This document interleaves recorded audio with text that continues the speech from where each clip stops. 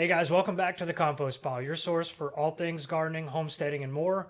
Today, I'm back again with Paul Lemoine, and we're going to talk about getting ready to plant tomatoes. So, right now, it's January. It's still really early, but depending on what you're doing, when you like to plant, you got to start getting prepared. And we're going to give you a general overview of planting tomatoes in Southeast Texas, Zone 9A, and talk about varieties, different types of growth habits, maybe some general care and some things to be mindful of so that you can be more successful this season and get a good crop. So, tomatoes, I mean, it's the number one Yeah. grown crop in home gardening, especially here with such a warm season, but also a very tricky season uh, for growing because we there's so many variables that we can experience. Um, what when do you generally like to start planting out tomatoes in a raised bed or in the ground? Okay, that's like the number one most important thing about tomatoes. And first off, I usually plant my tomatoes by seed, Okay, and I will do that January the first, okay. almost without fail. And it may be a day before, a day after, but somewhere close to January And first. you're doing that because you need at least like 6 to 8 weeks to get them at a minimum size to be able to move out That's into right. a bed or in a garden. But I've known you to grow them larger and Yeah. up pot them so that you have maybe a hardier, beefier plant to put out that might be more prone to survive some of the environmental shock that we might get Oh yeah. during the early times. Plenty of that. And yeah, so yeah, in about 5 days, I have them coming up, and as soon as I start seeing some true leaves, and well, let me back up. So people may not know, you got the seed leaves as the Right, first two little leaves, and then your true leaves will be coming right come after out. that. And sometime right in there, I'll up pot those to 4 inch pots, and at that point, then when I'm watering them, I start watering them with a mixture of some microlife, and I usually use the seaweed, the Okay, green, and that's to really enhance that root development. right. And it gives them a little bit because once you get in those big pots, they're starting to get hungry. They'll grow. They'll grow a lot faster than you think they will.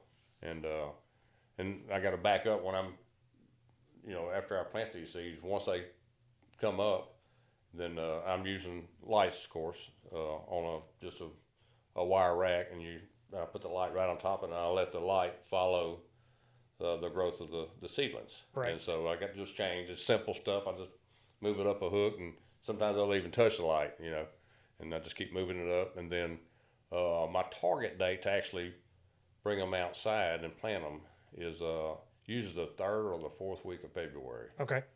And by that time, I have up potted those into quart pots.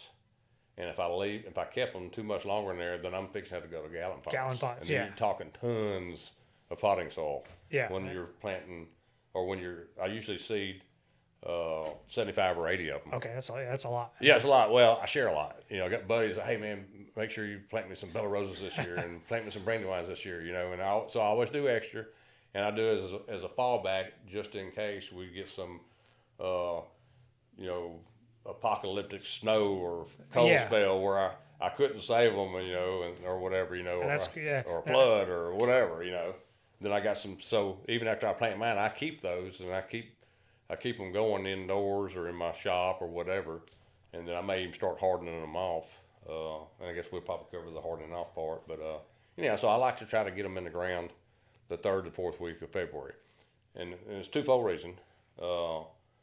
Number one is the quicker you can get those tomatoes to produce fruit, and generally at that time I've already had flowers on them then, and they're 18 inches to Okay. 2 foot at that particular point. And then and another thing I'm trying to beat is the heat. If you plant these seedlings spring break, a lot of people like spring break. They plant their tomatoes and little plants like that, and then they're bumping up to them 90-degree temperatures. They're fighting stink bugs in and all kind of other pests and the heat. And once it hits 90, as you know, they're not going to set fruit very well. Right. if Yeah. at all. Once you kind of, growing up, I was always told, once kind of the nighttime temperatures really hit in the mid 70s, and Yeah. you're typically at that point in time, the humidity that time of year is elevated. It's higher. Yep. And because that tomato plant is a self-pollinating plant, then the pollen is not going to drop. Right. And it stays sticky. So then you can have all the blooms you want, but then you're not going to get any production. That's so, right. and that's the number one mistake that I see is timing. And Yep. people always think, oh, like February's too early, like the cold. But I'm finding more and more that getting them out in the ground early and having a system to be able to protect them Yep. in the event that we get these cold snaps like last year we put some out even earlier, the earliest I've ever done, just as an experiment behind the office. Yeah. I put them out on February 6th. We got a cold snap 1 week later, and I covered them. I made me a little frame, and I covered Right. them up, and I captured the heat with it, and I lost one plant out of 8, and they recovered. So, but if I wouldn't have had that in place, then I would have been like you. I'd have been going back to some of my backup plants, Right. because they would have been toast. They would have been gone. Yeah. Yeah. So, so that's a big reason. So overall, and another thing, I'm going to back up a little bit. As I up-pot my plants, I'm also running a little small oscillating fan or something like that. Periodically Okay. blowing on these little seedlings. They look like they're blowing up. Well, in nature, of course, that's how things get stronger. Right. And when I'm planting my tomatoes in the ground, they're as big as my thumb. That's how big the stalks Yeah, are. They're super hardy, just like they've been working out. And so you get them out there, and you put them in the ground, and when I do put them in the ground, I put a cage around them that I make out of the concrete wire that's 2 foot in diameter. Okay. Yeah, 2 foot. And then I wrap some plastic at the bottom of it, and I keep my plastic. I use it every year, same stuff. It's 18 inches to 24 inches tall, and I wrap it around, and I clip it or tape it on there, and I put that over the plant. So what that's going to do is it's going to keep that cold wind off of it, and it's going to create not really a greenhouse effect, but that soil will warm 10 or 15 degrees more than your ambient temperature and hold that heat. And so they'll thrive. I mean, in a few days, you start seeing the tops coming out of that growing, plastic. yeah. Even when it's cool, and they're thriving in that. And I mean, it's like probably the number one thing that makes those plants so much stronger and better when I do that. So I mean, that's the key. Yeah. Okay. And I don't care if it's cold when I do it. As soon as I put them on the ground, I put that plastic cage on there, and it's gonna between the 3rd or 4th week of February and the end of March, we're going to have a cold snap. Absolutely. There's no doubt. And, it may not be a frost, but it's still going to be something that may knock them back, Yep. but it won't knock these back. That's a great idea. Yeah. And one thing I always like to make sure people remember, if you're going to put plastic around a plant, to make sure like you've created a structure so it's off of the plant. If you've got plastic touching your plant, especially in a cold event, and it's not done properly. And yours, you got a way for heat to escape out of it, so you're not basically baking these plants like they're in a greenhouse. So no, it doesn't go completely down to the dirt. Okay. It's close. Yeah. So, but it's And if I got a cold spell coming, what I do is I'll start working the dirt around there to seal it off. seal at it the bottom, off. Yeah. And then I can throw something over the top Top of the of cage, it, and everything. if it's going to be a basically- frost. So you've got a surround around the Yeah. plant. You got the heat trapped in. Yep. Yeah, that's awesome. Yeah, and that's worked great with no fail. And the plastic I'm using now, I've probably used for 5 or 6 years. I bought one roll of plastic from one of the local box stores, and just cut it up and to the size that would go around and overlap a little bit, clip it on there, and then usually I take the plastic off when your daily highs or close to 80 degrees. So Okay. 75 to 80 degrees, we're consistently getting that. I'll take the plastic off, because then you will start baking them if you leave it on there. 'Cause it gets hot inside of them. And the hotter, it's going to use more Yeah. water. And, Right. So usually that's probably around the first week of April I end up taking it off. So it's probably on there a month to 6 weeks Okay. total. And I take it off, roll it back up, stick it in the bag, and get ready for next year. Okay. Yeah. So whenever we're planting out like tomatoes and such, You go and you look, like if say you're going to go out and you're going to buy a transplant, or even if you're buying seeds, there's so many options out there now. I mean, Yeah. it's unthinkable the amount of varieties. But oftentimes, one of the most important decisions for me, for growers, is deciding the actual growth habit of the variety that you're going. Sometimes I think Right. that's more important than the actual variety, especially if somebody's just starting out. So you kind of have two classifications of tomatoes. You have indeterminate and you have determinate. Right. And when you go out and you look at a plant or a seed, 9 times out of 10, it's not going to tell you that on a tag on a packet. So it's something that I always encourage people to look up, learn a little bit about a variety before they plant it. So that way they make sure when they go put it in the ground, they actually have everything ready. Because your determinant is going to be more compact, more bush-like. It's not necessarily a bush, but it's gonna grow smaller, and it also is going to set most of its fruit all at one time. So it's going to be a shorter window of growing. For some people, that might be great. For people that only want to harvest once and then be done. But then on the other hand, you have indeterminate. Those are going to be vining, very leggy. They're going to need far more support. You see people grow them with string lines or very robust cages. Right. But they're going to produce over that extended time.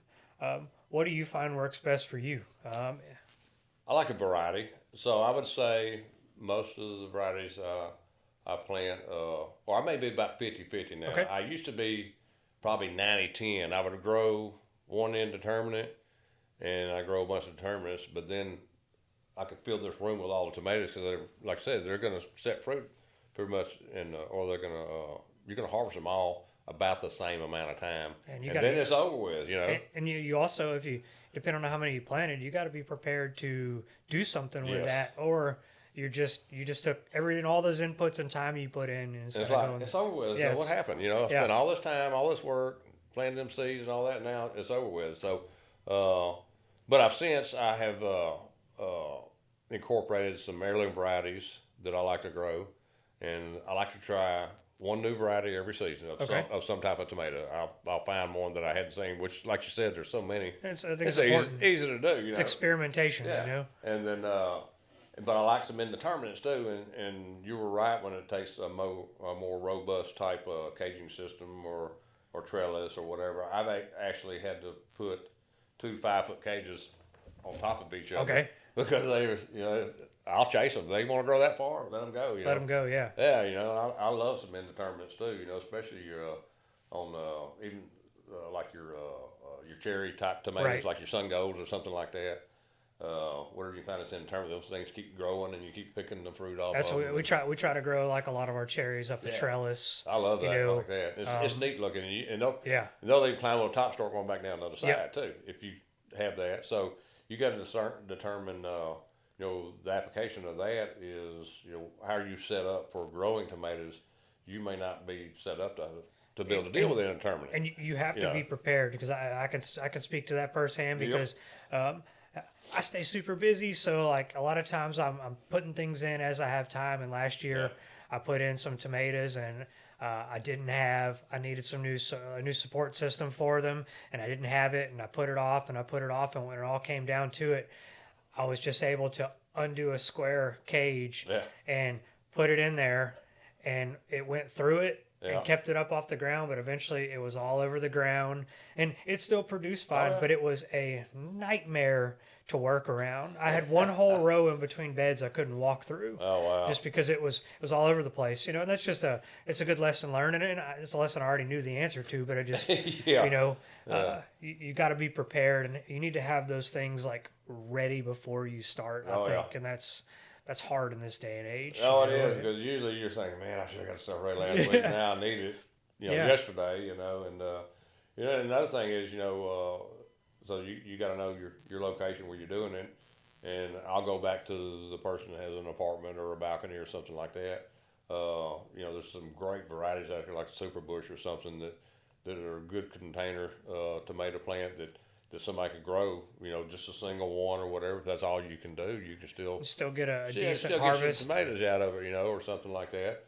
And if you do have a little old trellis system, you can grow you an indeterminate, and you have salad tomatoes for, a pretty good while if you take care of them. So yeah, there's a lot of varieties out there.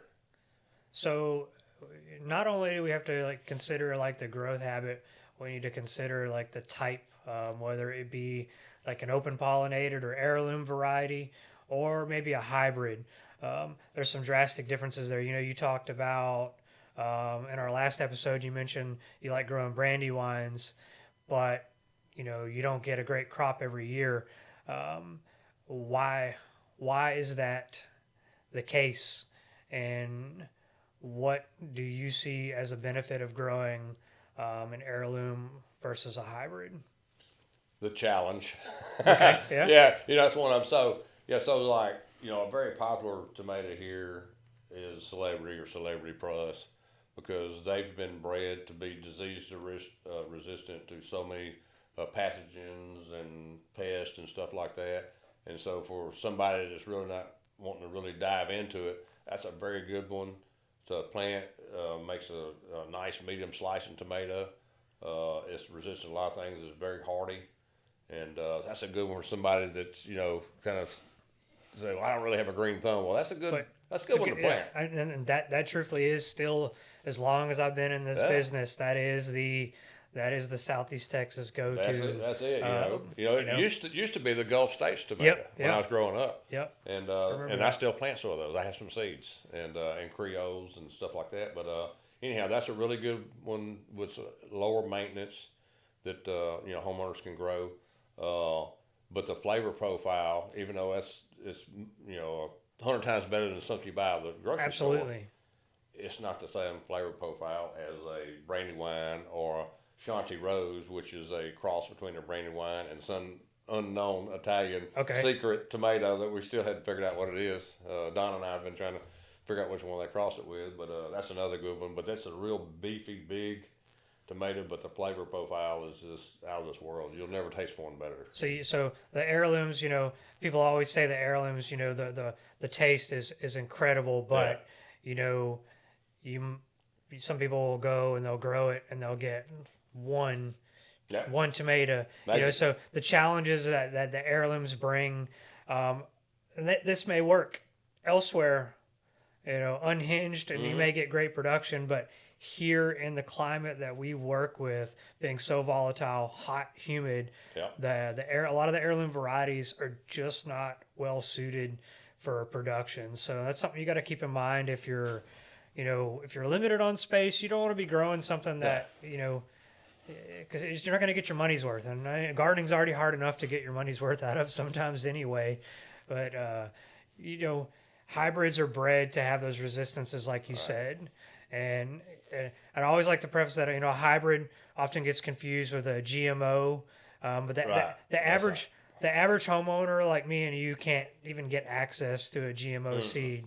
Most of those are for large agriculture, and a hybrid is just two varieties that have been cross-pollinated to get the best part of the natural genetics, like a disease resistance, maybe a nematode resistance, maybe this one performs better in hot temperatures or hotter climates. So you're basically getting something that is crossbred and that isn't going to happen naturally very quickly. Right.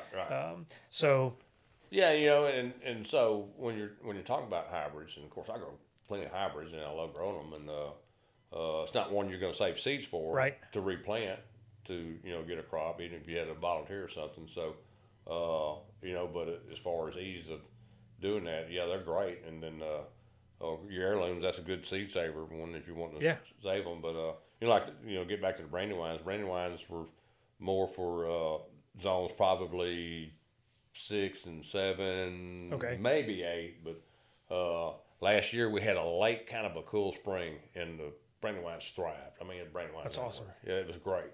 But if you have a typical spring where it's kind of cool in March and come April you start hitting 80s and stuff. That's why I try to get the Brandywines out. That's the first seed I plant. I want those ready early that you try to take advantage of that cooler weather. So about once every 3 years, sometimes 2 years, sometimes maybe only 5 years, you get the right conditions to have a really nice crop. Well, I've already spent, if you start January the 1st on that plant, and then you're trying to get production sometime around the 1st of April. I mean, I got 4 months invested in those Yeah. plants. They're beautiful too. Yeah. They're great looking. All of a sudden, then you get the wrong weather and you've lost it. You Yeah. know, so yeah, you don't want It to put can a be whole bunch of disheartening, time so, in a bunch of them, yeah. but I still, it's that challenge still, and I don't know. You know, it's fun to do that. See if you can make it, because they said you can't grow brandywines in here. I said, watch me. Yeah. Yeah, we do it. You know, you know, you can. There's so many different ways you can mimic and change Yeah. the environment, and you know, you mentioned earlier how you put the fan, to help strengthen the stems. You know, when you're setting these out in the garden, one of the biggest challenges we face here is diseases like early or late blight. That Oh yeah. there's no cure for those things. You can't go to the store and buy something to take care of it. You have to take care of it with your cultural practices, whether it be pruning lower leaves, making sure you have airflow. So I think that's really important to relate to variety selection, because you need to make sure you have a decent spacing. And if you don't, or you are going to challenge your spacing and plant tight spacings, you've got to be able to prune them to allow air to get through there. What That's a good point you brought up. It's a very, very important point. Almost as much as watering properly. Yeah. Is because like whenever I transplant from whatever pot I have it, either quart pot or 4 inch or whatever, and you put it in the ground, the first thing I do, I'll start snapping off a couple of those bottom branches. As they go, yeah. And then I'll plant them a little bit deeper than what they were in the pot. But I'll make sure I don't plant it so deep that those branches are touching the soil Yeah, surface. because a lot of people don't realize that a lot of those diseases or like blights, they start as a pathogen in the soil. Yep. And while like ideally you want to water at the soil level so you're not splashing water and soil up onto those lower leaves.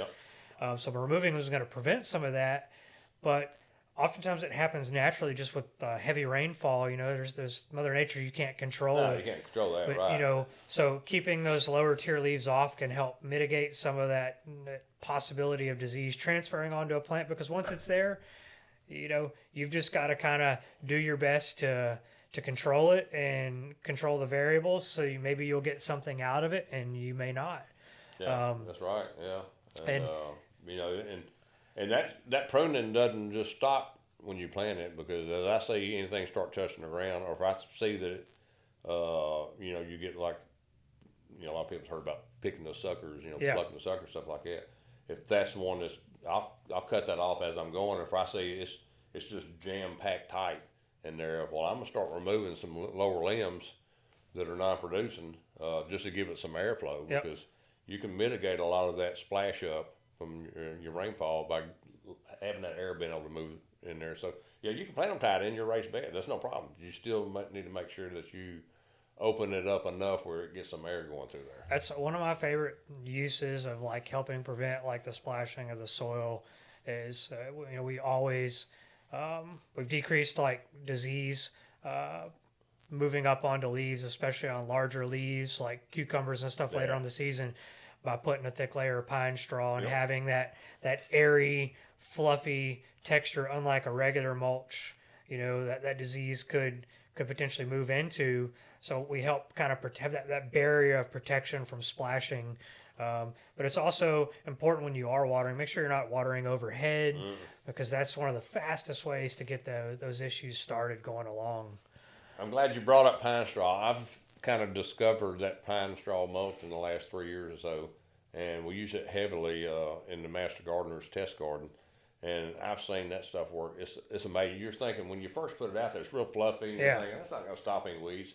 But in just a little while, it compacts itself and creates like a barrier that breathes. Yeah, and but when that rain hits it, there's nothing to splash. Nope.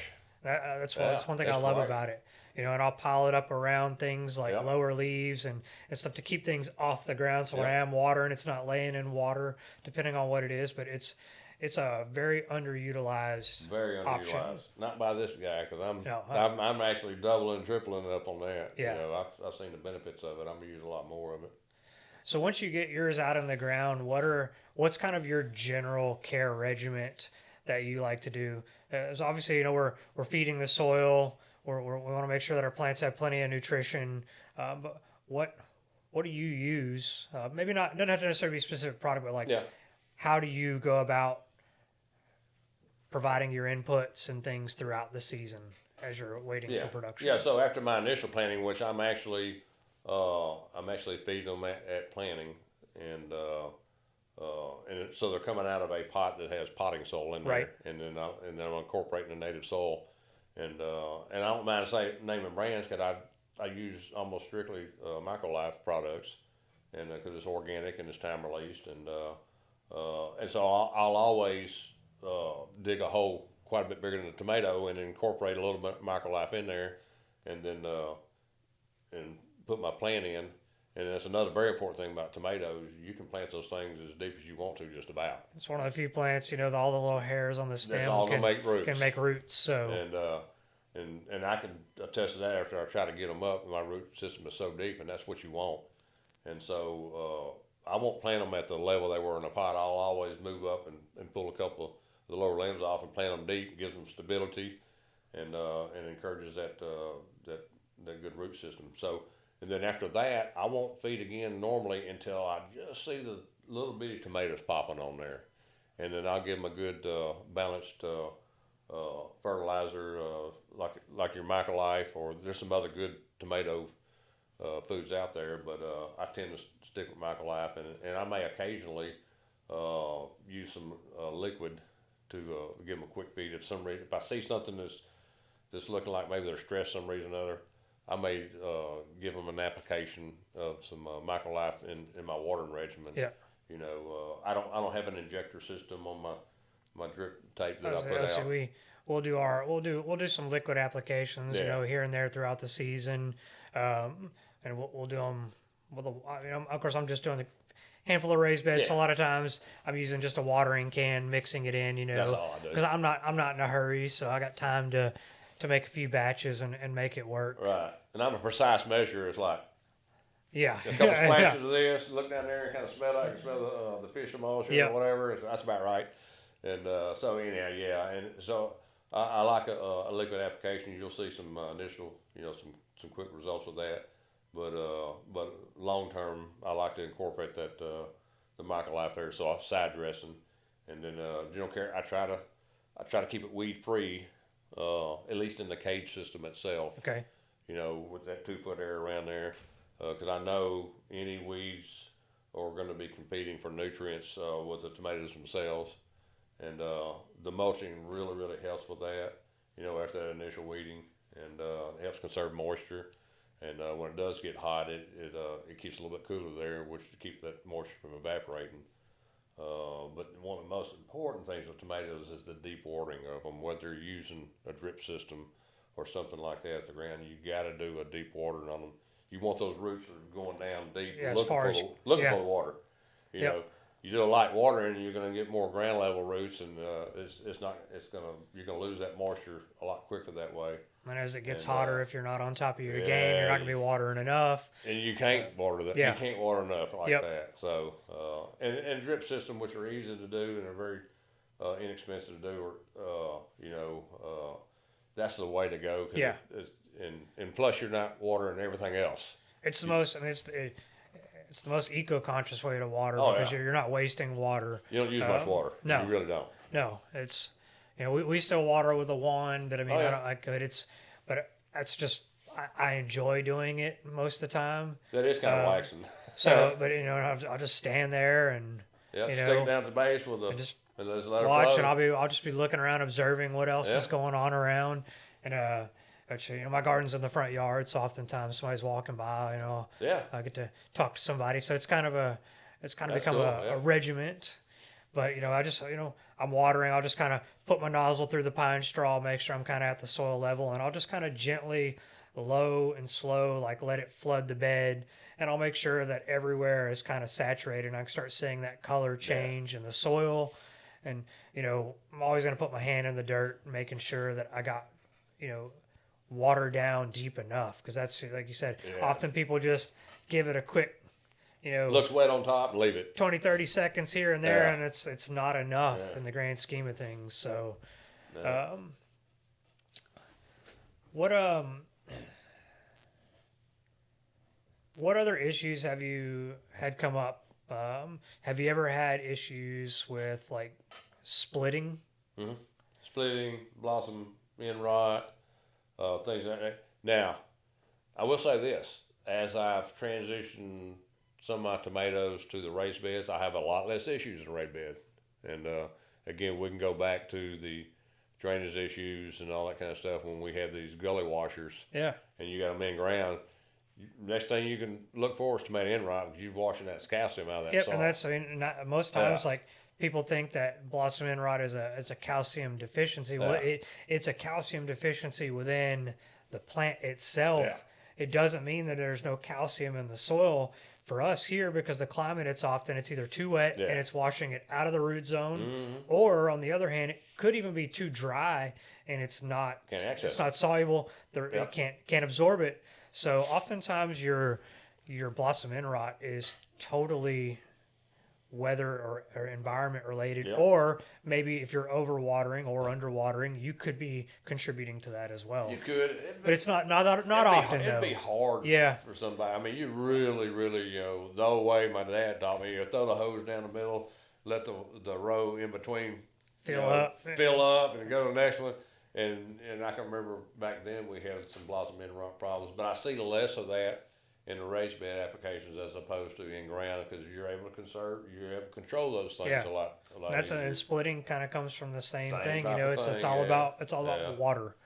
And there's some times where when it gets really hot, you could put a shade cloth for that evening Yeah. hot sun and maybe mitigate some and make them last a little longer, carry them through the summer a little longer. You can do that. I've We- done it. But, I can definitely speak to that. Like, 'cause Yeah. the beds that we have at home are underneath 4 oaks, Yep. so they're under an oak canopy. They get filtered morning sun, and 2 beds get a hint of afternoon sun.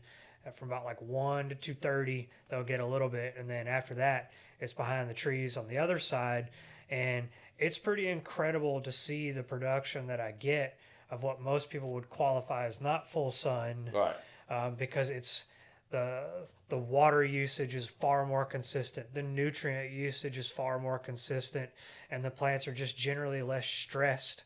And I've seen my best harvest of any time I've ever grown in this particular garden, and I attribute a lot of that to that a little bit element of shade. Mm-hmm.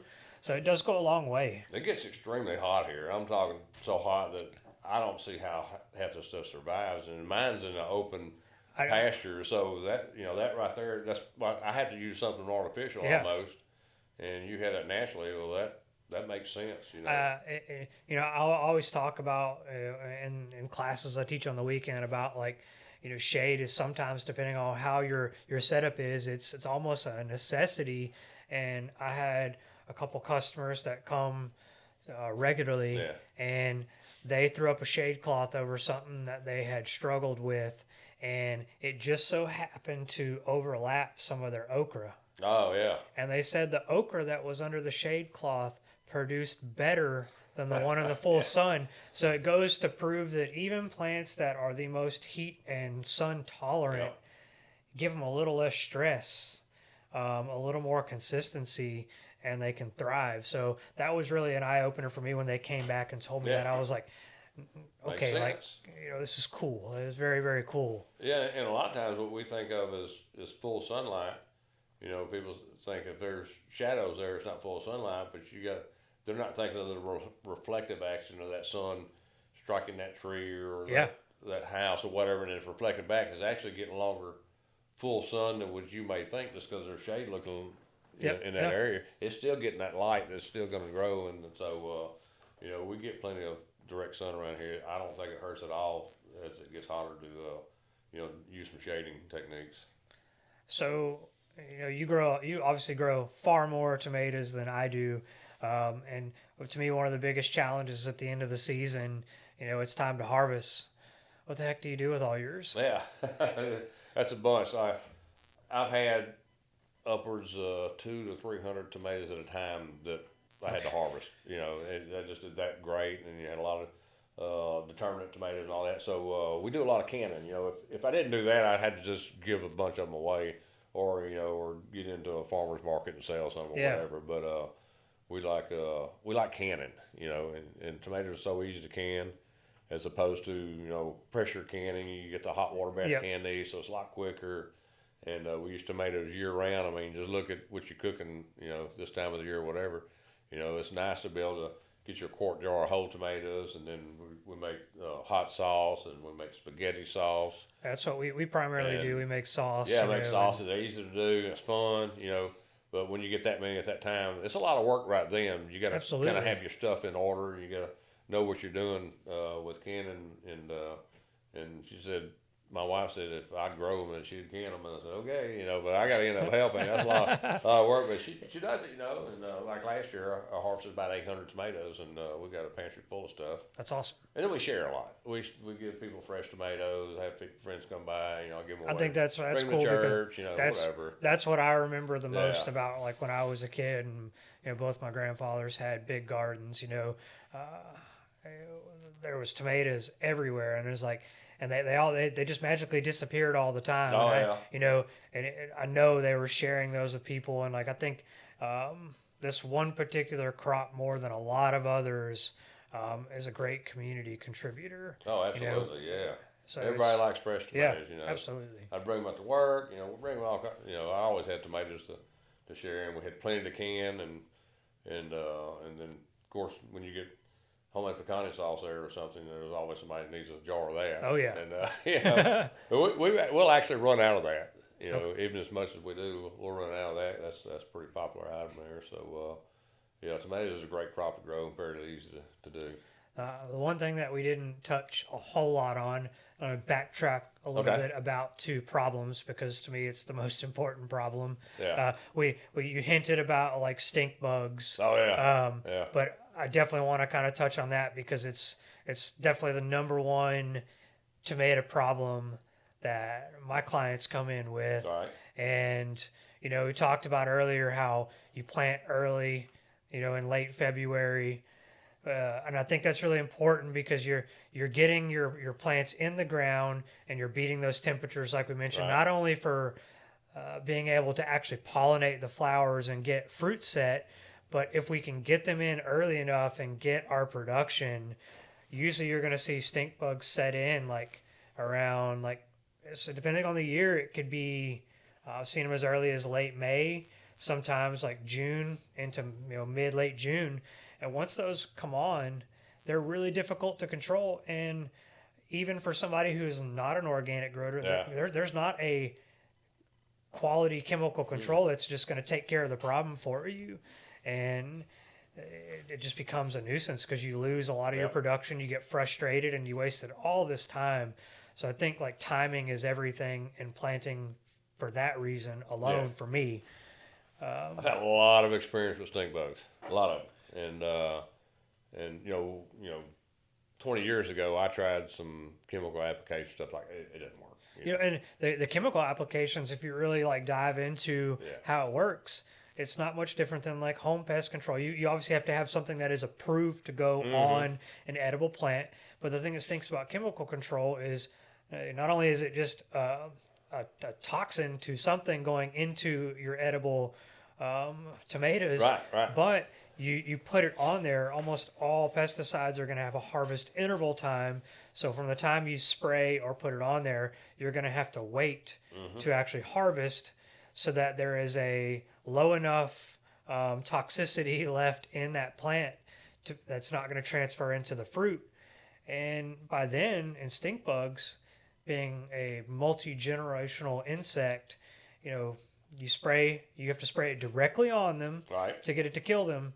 And then 2 or 3 days later, there's a new batch and they're out there. So, and you just waited, now you can harvest, but I got to spray again. So it's this balance beam of what's going to work. And even though the chemical works in a sense, it doesn't work logistically for me. Like, I don't have time to get out there and spray. I don't want to, but it's difficult. And I think the only way to combat that is timing. Yeah.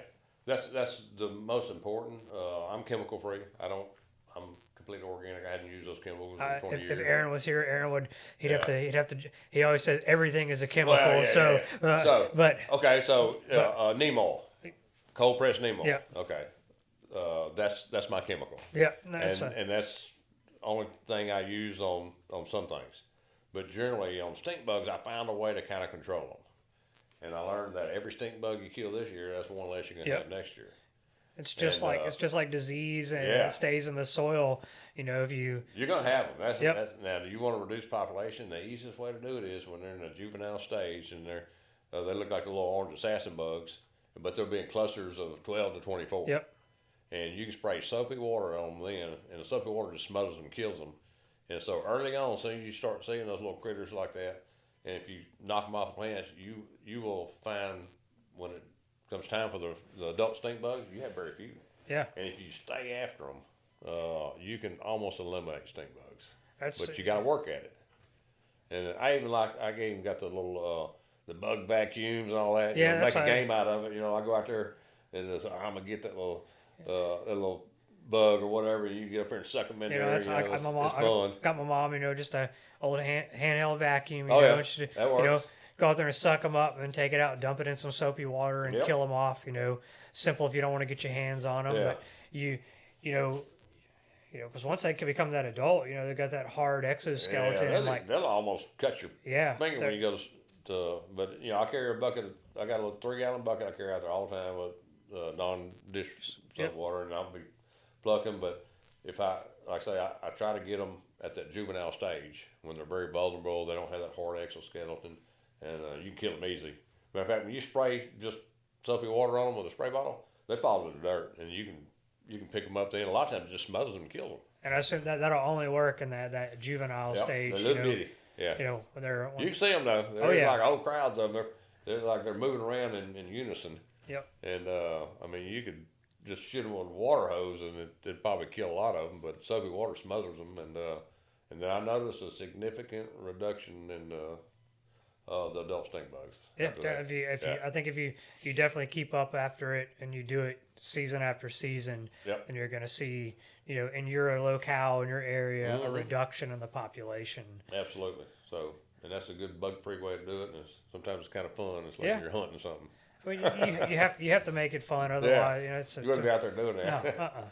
No, so I guess as we wrap up, okay. I have 2 last questions for you. All right. First, is there any other tips and tricks that you would suggest that have led you to more success that we haven't covered? No, and I've seen all the wives' tales about plucking suckers and doing this and all that. No, there's not even any shortcut tips and tricks. No. Okay. But the number one, like we covered from the start, is get them out early as you can get them out, and put a good healthy plant out there, and keep them protected. When it's cool. To me, that's have a way to protect them. I think is super important. Key to great, tomato plants and the healthy plants and strong plants. And one thing we didn't cover was when you're transplanting from your garage or your living room or wherever, or greenhouse, is you got to make sure you harden those things off. You got to do that. And I usually try to do it within about a week's time when the weather gets settled out right. And for people who don't know, hardening off is acclimating these plants in a controlled environment to being outdoors. And so you do it a couple hours a day for a couple of days, and then a half a day, and then all day, and then towards the end of the 7 to 10 day period, you leave them out all night long. All the time, yeah. But I found that incorporating the fan or even rubbing your hand across the seedlings every day and getting those strong stems going, I think they harden really quick. I've actually rushed it after just 3 or 4 days and never had an issue with them. So I think.